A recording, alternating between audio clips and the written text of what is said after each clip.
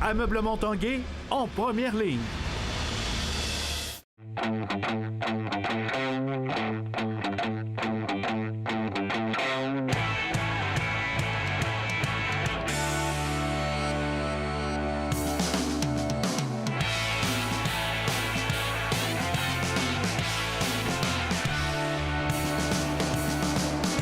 Salut, ici Jonathan Fournier. Je vous souhaite la bienvenue à l'Esprit sportif. Bon début de semaine. Aujourd'hui, à l'émission, on vous parle de vélo. Nous avons rencontré le boxeur de Québec, Lexon Mathieu, ainsi que ses frères. Mais tout d'abord, en fin de semaine, Lévis accueillait les finales de la LHPS, de la Ligue de hockey préparatoire scolaire. 22 équipes étaient du rendez-vous au complexe 2 de glace Onco et certaines d'entre elles étaient accompagnées par des anciens de la LNH.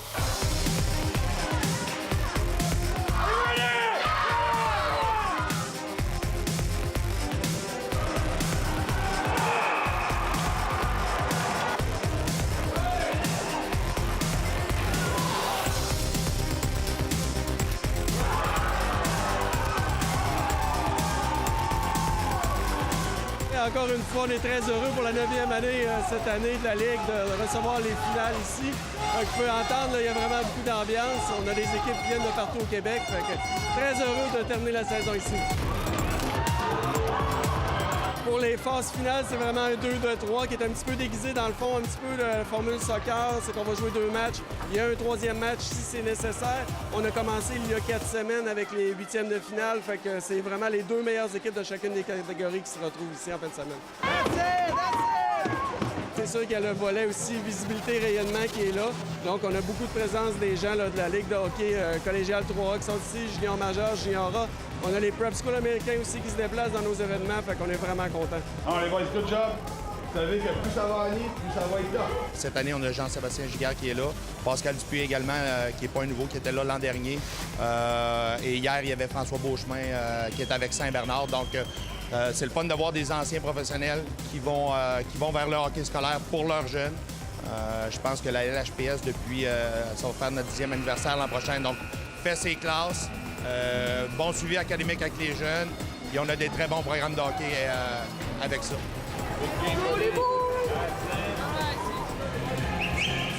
Mon garçon qui est un joueur en M13, qui est d'âge Pee-Wee 2e année pour les gens qui ne connaissent pas c'est quoi un M13 secondaire 1. Et puis non, c'est là-dedans qu'il s'épanouit. On pratique 3 fois par semaine hors glace, les matchs le week-end. Donc c'est une belle ligue en expansion. Oh, excellent, excellent. Je trouve ça exceptionnel. Juste le fait d'avoir plus de pratique, plus d'heures de pratique, de pouvoir faire des pratiques pendant les heures d'école ou avant les heures d'école. Je pense que c'est un système qui marche bien. Juste une pratique par semaine, je pense que c'est pas assez. Les jeunes, il faut qu'ils pratiquent. C'est ça qui les rend meilleurs. Je parle même pas de match, là. Je parle vraiment d'avoir des heures de pratique, de lancer des rondelles, toucher à la rondelle, les gardiens de but, faire des arrêts. C'est comme ça que tu développes vraiment tes habiletés. J'ai trouvé ça vraiment le fun. Je pense que c'est ma meilleure année à vie. C'est vraiment cool. C'est vraiment nice. Moi, au début, j'étais civil. Là, j'ai changé l'HPS, puis j'ai vraiment capoté là-dessus. C'est une gang que j'ai amenée aussi à Pittsburgh. Je suis leur coach en premier. Je suis le père de Cody, mon garçon. Mais je pense qu'ils ont vu l'ampleur de ce que j'ai fait un peu dans ma carrière dans la Ligue nationale quand je les ai amenés là-bas à Pittsburgh, puis qui ont vu, avec une ovation, quel genre de joueur de hockey, puis que comment j'avais frappé un petit peu les gens de la façon que j'avais joué, de la façon que j'avais été dédié à mon sport. Donc, j'ai eu des yeux un petit peu différents après ça, mais sinon, je suis leur coach de hockey, puis dans le fond, j'aime dire que je suis un autre joueur, mais que je suis en arrière du banc. On a été chanceux cette année de fréquenter Jean-Sébastien. Il nous a donné des bons trucs pour nous, les défenseurs. Puis il nous a vraiment aidés cette année. C'est vraiment le fun. À chaque fois qu'on en revient au banc pendant les games, ils nous montrent des trucs pour nous améliorer. Puis les pratiques sont intenses. On est là pour les aider. C'est eux qui travaillent sur la glace. On a des jeunes formidables qui, s'ils sont ici, c'est parce qu'ils sont motivés, ils sont passionnés. Puis honnêtement, nous autres, c'est vraiment juste le fun de pouvoir leur enseigner un peu. On veut garder nos petits boys au Québec sur les bancs à l'école.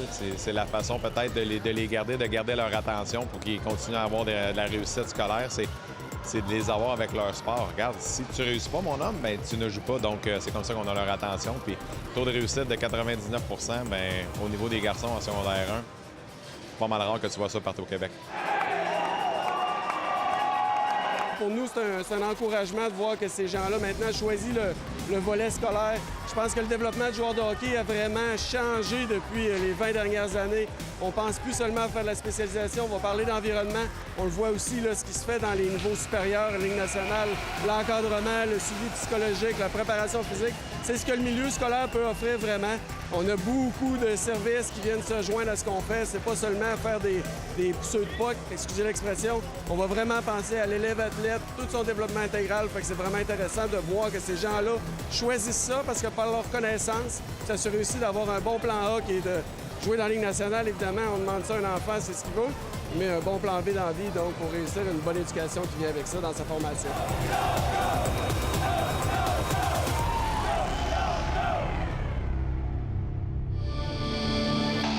Au tennis, le Québécois Félix Auger-Aliassime connaît maintenant l'identité de son adversaire au premier tour du tournoi Masters de Monte-Carlo cette semaine. Il s'agira de l'Argentin Juan Ignacio Londero, 79e mondial, désormais 33e au classement de l'ATP. Auger-Aliassime en sera à un premier affrontement en carrière face à Londero. Le gagnant de ce duel croisera ensuite le fer avec l'Allemand Alexander Zverev, 3e au monde. Après la pause à l'Esprit sportif, le boxeur de Québec Lexon Mathieu, suivi de très près par ses frères.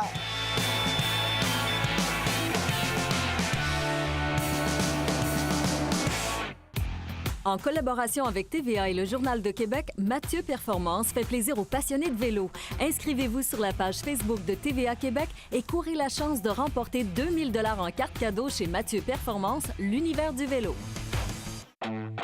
L'Esprit sportif souligne l'excellence du Rouge et Or football. Malgré sa courte histoire d'à peine 24 saisons, la renommée du Rouge et Or n'est plus à faire partout au pays. C'est à Toronto en 1999 que le Rouge et Or met la main sur le premier titre national de son histoire. La première conquête de la Coupe Vanier du Rouge et Or devant ses partisans aura lieu en 2010, la 10e aussi en 2018. Laval tentera de remporter son 11e titre canadien en 2019 alors que la finale aura lieu de nouveau à Québec.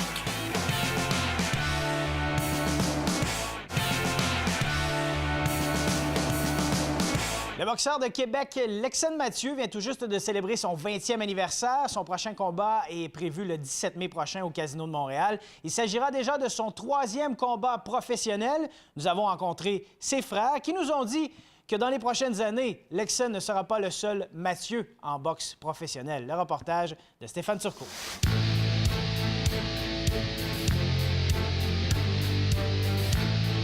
Lexon, 20 ans, c'est le plus grand en haut.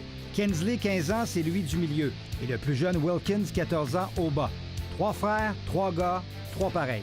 Vous chamaillez beaucoup quand vous étiez jeune? Non, pas vraiment. Non? Ouais.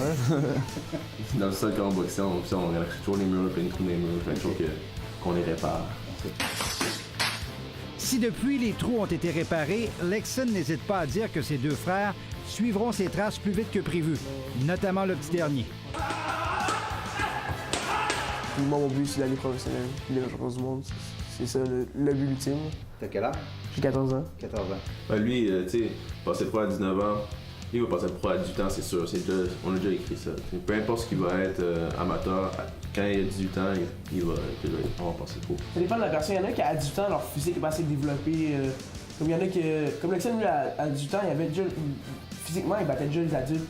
Mais il y en a qui, à 18 ans, il y a encore des corps d'adolescents. Moi, d'ici 4 ans, si tout va bien, pour le premier professionnel, j'ai 14 dans 4 ans. Là, je suis premier professionnel à 18 ans. Si tout va bien, si tout se passe comme que je veux. Pendant ce temps, Kinsley a fait une pause de la boxe. C'est qu'à 200 livres et à 15 ans, il n'a aucun adversaire au même âge. Il a donc adopté temporairement le basketball. Je sais que le basket, c'est temporaire. C'est ça que je me dis tout le temps dans ma tête. Je vais pas faire ça de ma vie. Ce que je veux faire de ma vie, c'est la boxe. Fait que le basket, c'est juste me mettre en forme. Je fais le basket, je m'entraîne à ça qu'on dit conditionnement physique. Je suis fait pour la boxe aussi. Est-ce que c'est mieux? Je peux pas arrêter. OK. Professionnel aussi? Ouais. Des mains et un nom qui risque de résonner bientôt.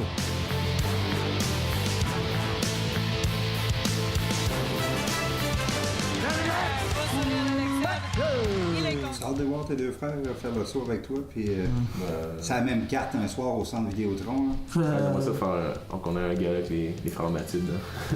C'est cool. Ouais, c'est vraiment cool. Dans un théâtre bien. J'espère qu'on attirerait tout le Québec au complet.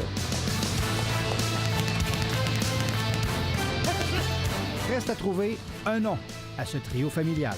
Stéphane Turcot, TVA Sport, à Québec. La saison du vélo approche. L'entretien de votre équipement est une étape importante. Carl Larouche a rencontré l'expert de chez Mathieu Performance.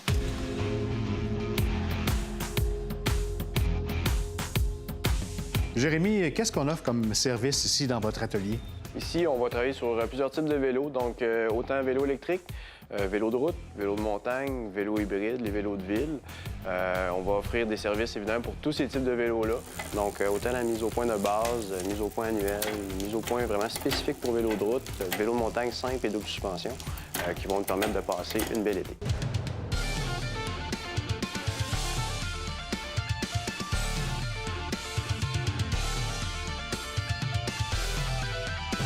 Pourquoi l'entretien, c'est important? L'entretien est important pour éviter les pièces d'usure, pour avoir de l'usure prématurée sur ces pièces-là. Donc la chaîne, cassette, patins de frein, les pneus, des choses qui peuvent vraiment venir écourter notre saison. Et pour les pièces, c'est important de se les procurer chez un marchand spécialisé. Oui, tout à fait, parce que quand on dit marchand spécialisé, évidemment, on dit conseil. Donc, on va pouvoir vous conseiller les bonnes pièces pour votre vélo, spécifiques à votre vélo. Donc, ça évite des fois les commandes en ligne qui vont se terminer par des retours un petit peu compliqués ou rester même pris avec vos pièces qui ne fonctionneront pas sur votre vélo.